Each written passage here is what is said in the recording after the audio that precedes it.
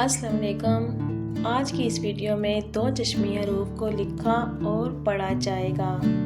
दो चश्मी हरूफ लिखना बहुत आसान है। उम्मीद करती हूँ आज की इस वीडियो में आप दो चश्मी हरूफ अगर आपको लिखना नहीं आते तो लिखना सीख जाएंगे। तो चलिए दो चश्मी हरूफ को लिखना शुरू करते हैं। दो चश्मी है इस तरह लिखी जाती है।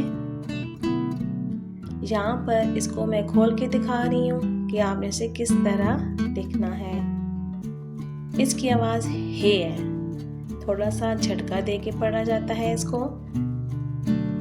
बा है भे, पा है भे,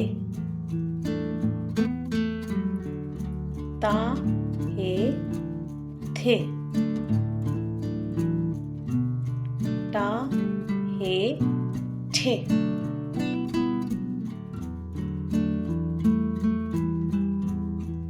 जीम है छे, जा है छे,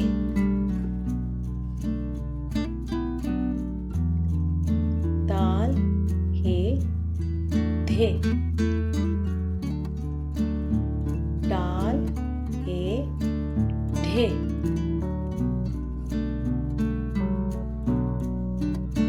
रा है रे, रा है रे,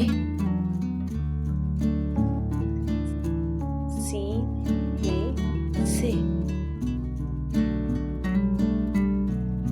खा है खे, गा है घे,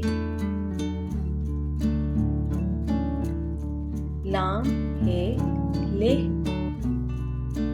मीम है में, नून है ने।